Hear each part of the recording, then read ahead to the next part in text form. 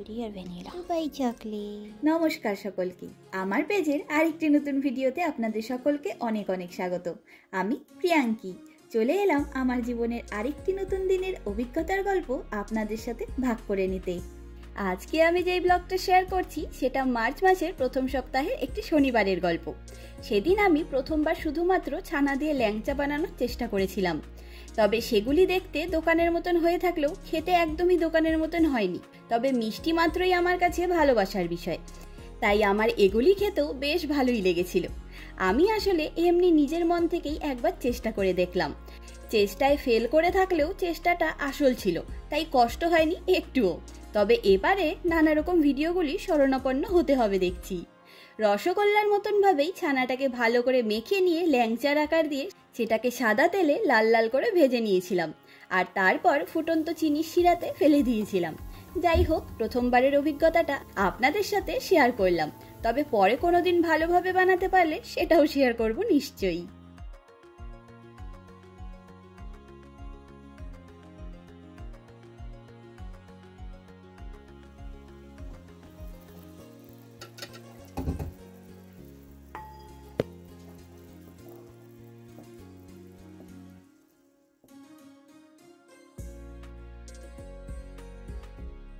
আর আজকে রবিবার, আমি সকাল সকাল উঠে সাপ্তাহিক সব কাজকর্ম সেরে দুপুরের রান্নার দিকে এলাম। আজকে রান্নার ব্যাপারটা সৌভিক সামলাবে, আর সৌভিক রান্না করবে মানে কিছু না কিছু স্পেশাল রান্না। ঠিক তেমনই আজকে স্পেশাল মেনু হলো মিক্স ফ্রাইড রাইস আর ডিম পোচ। তাই সবার আগে ছোট ছোট করে কাটা চিকেনের টুকরোগুলোকে নুন দিয়ে ভেজে নিচ্ছে। আর কালকে এই হাতা খুন্তিগুলি এনেছিলাম, এগুলি বাঁশের তৈরি। দাম নিয়েছে ইন্ডিয়ান টাকায় 166 টাকার মতন। একটা সেটের মধ্যে 4 রকমের খুন্তি রয়েছে। চিকেনটা ভালো করে ভেজে তুলে রেখেছে। এবার একটু রসুন আর আদা কুচি দিয়ে দিল সাদা তেলের মধ্যে। আর আদা রসুনটা ভালো মতন ভাজা হয়ে গেলে সব সবজিগুলি দিয়ে দিচ্ছে এক এক করে।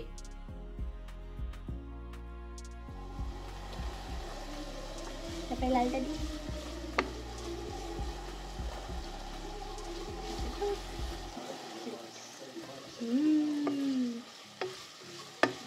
সবগুলো দিয়ে দিই।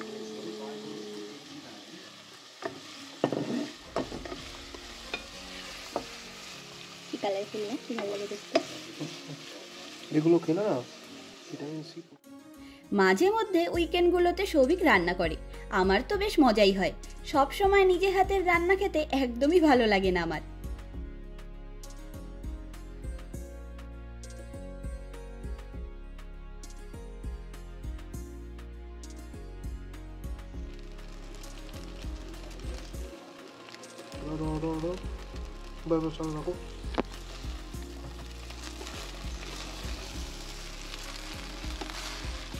আর ওদিকে মিক্স ফ্রাইড রাইস একদম রেডি।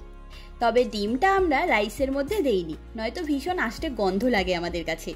আর আমাদের লাঞ্চের খাবারটাকে সুন্দর করে প্লেটিং করে নিয়েছি। সাথে নিয়েছি মূলো এবং শসার আচার। এবারে আমরা নিজেদের দুপুরের খাওয়া দাওয়াটা সেরে ফেলি।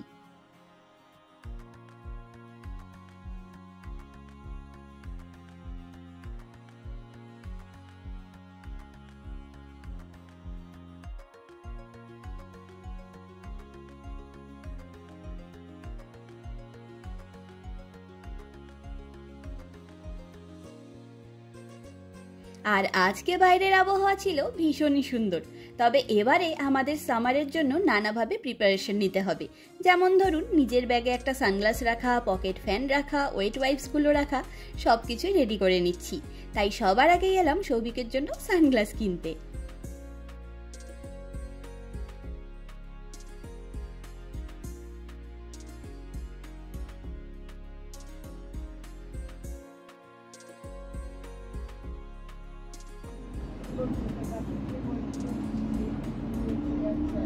কয়েকদিন পরে সব জায়গায় পাতাগুলো আসবে, সব গাছে পাতা আসবে এরপরে। আর এখন আমরা চললাম বুদাপেস্ট কাসেল ডিস্ট্রিক্টে। সেখানে এই বসন্তকাল যেন এক অদ্ভুত সৌন্দর্যে বাধা পড়ে প্রতিবার, কারণ সেখানে চেরি ফুলরা নিজেদের রং ছড়িয়ে দেয়। আর আমরা 6 নম্বর ট্রাম ধরে সেলকালমেন্টের পর্যন্ত পৌঁছে সেখান থেকে 16 নম্বর বাসে উঠে বসলাম বুদাপেস্ট কাসেল ডিস্ট্রিক্টে যাব বলে। এদিককার বাসগুলি বুদা পাহাড়ের ওপরে যায় বলে এই বাসগুলি একদম ছোট্ট আকারের হয়ে থাকে।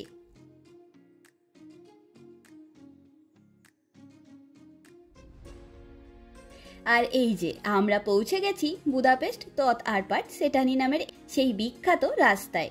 সামনের এই যে লম্বা সারিতে দাঁড়িয়ে থাকা গাছগুলিকে দেখছেন, এগুলি সব জাপানিজ চেরি গাছ। তবে মার্চ মাসের শুরুতে এই গাছগুলির দৃশ্য ঠিক এই রকম হয়ে থাকলেও এপ্রিল মাসের শুরুতে এই জায়গার দৃশ্য বড়ই মনোরম হয়ে উঠবে। আজকে আমাদের এখানে আসার প্রধান কারণ হলো এই গাছগুলির মধ্যে ফুলের কুড়ি এসেছে কিনা সেটা চেক করবার জন্যই এসেছি। এটাই রোদ বেশি। ওতে আচ্ছা, আমরা এখন রোদ খেতে বসি। না, এই জায়গাটা অত পোকা নেই, এখানে অত পোকা নেই।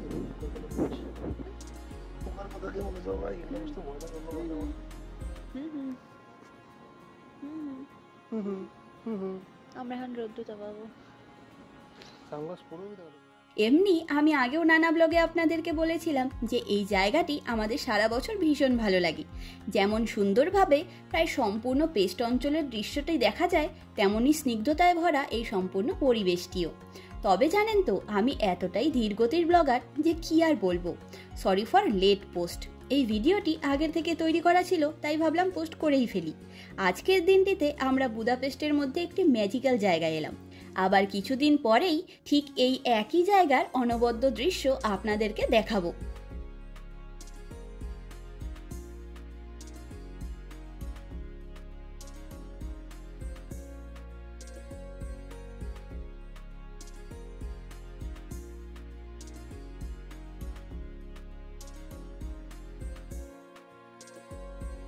আমরা কিছুক্ষণ সেখানে বসে এই শীতকালের শেষ দিকের রোদটুকুকে উপভোগ করে নিলাম।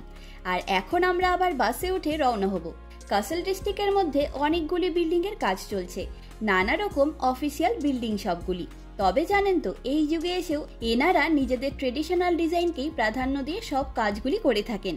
এত ভালো লাগে দেখতে, অসাধারণ সুন্দর হয় হাঙ্গেরির আর্কিটেকচার ডিজাইনগুলি। আমরা এখন হাঁটা পথে এসে দাঁড়ালাম বুদাপেস্ট মাথিয়াস চার্চের সামনে। এখানকার বাস স্ট্যান্ড থেকেই আমরা বাড়ির দিকে রওনা হব। আর সত্যি বলতে আমি এই 2 বছরে মনে হয় 30 থেকে 40 বার এখানে ঘুরতে চলে এসেছি, তবুও আমার মন যেন ভরেই না। বারবার আমার চোখ এই চার্চের দিকে আটকে যায় যেন।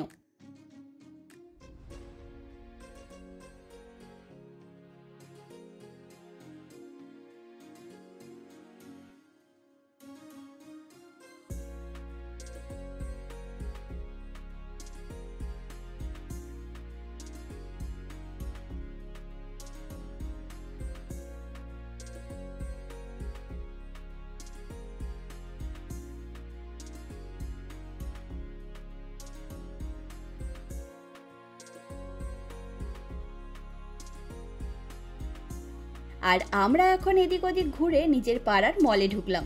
রান্না বান্না সব 2 বেলার জন্যই করে রাখা হয়েছে, তাই ভাবলাম এখন ঘরে ফিরে কোনো কাজ নেই, তার চাইতে পাড়ার একটা ক্যাফেতে বসে দুজনে আড্ডা দিয়ে ফেলি। তবে আমি এই ক্যাফেতে এসেছিলাম দুবাই স্টাইলের লাতে খাওয়ার জন্য। আর ওই সময়টা চারিদিকে দুবাই চকলেটের বেশ ট্রেন্ড চলছিল, আর আমিও সেই দেখে দুবাই চকলেট স্টাইলে লাতে নিয়েছিলাম।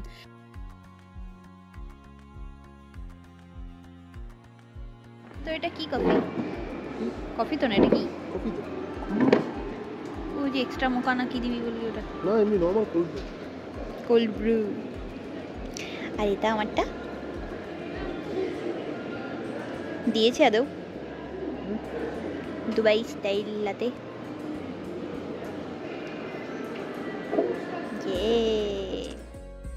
তবে সেখানে সেই চকলেটের কোনো নাম, গন্ধ বা ফ্লেভার না পেয়ে আমার তো মনটা বেশ খারাপই হয়ে গেছিল।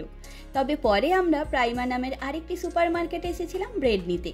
আর এখানে দেখুন কত রকমের ব্রেড পাওয়া যায় এখানকার একটি দোকানে। তবে জানেন তো, এই ওপেন ব্রেডগুলি দেখে আমার প্রথম কেমন যেন একটা লাগতো। তবে এই ব্রেডগুলির চল এখানে সব থেকে বেশি। এই ব্রেডগুলিকে এখানকার লোকেরা প্রধানত টোস্টারে দিয়ে টোস্ট করে খায়, নানা রকম স্যুপ আর স্প্রেড দিয়ে। এছাড়াও নানা রকম প্যাকেজিং ব্রেডও রয়েছে এখানে। এখানে ব্রেডের ভ্যারাইটি অনেক রকমের। প্রতিটি সুপার মার্কেটে মিনিমাম 50 থেকে 60 রকমের ব্রেড পাওয়া যায় প্রতিদিন। এই সম্পূর্ণ জায়গাটি জুড়ে শুধু নানা রকম ব্রেডের প্যাকেট দিয়েই ভরা রয়েছে।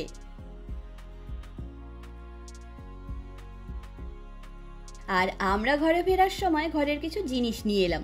আজকের দিনটি বেশ ভালো করে কেটে গেল। আর এরপরের দিন আমি আপনাদের সাথে আজকের থেকে ঠিক 1 মাস পরের বুদাপেস্টের মধ্যে তৈরি হওয়া কয়েক টুকরো স্বর্গের দৃশ্য নিয়ে ফিরে আসব। এটা নিয়ে এসেছি একটা ক্লিপ। এই ক্লিপগুলোর দাম পড়েছে মোটামুটি 100 টাকার মতো 4টা। কি অবস্থা দুনিয়ার। এটা হচ্ছে 1200 পর্যন্ত, আমাদের 300 টাকা হবে না, তার থেকে একটু কম হবে। 300 থেকে একটু কম দাম হবে। আমার খন্তিগুলো পুড়ে গেছে জন্য নিয়ে এসেছি। এটাও প্লাস্টিকের, সাবধানে ইউজ করতে। এটা একটা Soba okay style Soba noodles, তাই তো? হেভি টেস্টি এটা খেতে।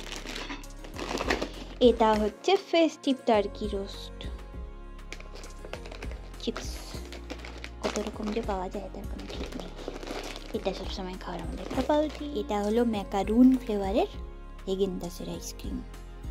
এটার ফ্লেভার হচ্ছে ব্লুবেরি আর ভ্যানিলা। কিউট দেখতে। আর নিয়ে এসেছি দুবাই চকলেট। আমার তো হ্যাপি ক্রেজ ছিল দুবাই চকলেট খাওয়ার, পেয়ে গেছি। তবে আজকে আমার সব থেকে বেশি আনন্দ হলো আমরা আজকে প্রাইমাতে দুবাই চকলেট পেয়ে গেছি। কতদিন ধরে খুঁজেছি এই চকলেটটাকে, চারিদিকে নকল চকলেটের ভিড় শুধু, কিন্তু এই বলছি দুবাই চকলেটটি আসল এবং দারুণ খেতে। আমি নানা জায়গায় রিভিউও দেখেছি। চলুন আজ তবে গল্পের ঝুড়ি গুছিয়ে নিই। দেখা হবে, গল্প হবে পরের একটি নতুন অভিজ্ঞতার গল্প নিয়ে খুব তাড়াতাড়ি। আমার এই ভিডিওটি কেমন লাগলো লাইক কমেন্ট করে অবশ্যই জানাবেন। আর আমার চ্যানেলের ভিডিওগুলি ভালো লাগলে নিজের বন্ধু এবং আত্মীয় পরিজনের সাথে শেয়ার করবার অনুরোধ রইল। আজকের ভিডিওটি এখানেই শেষ করলাম। সকলে ভালো থাকবেন, সুস্থ থাকবেন, আনন্দে থাকবেন। নমস্কার।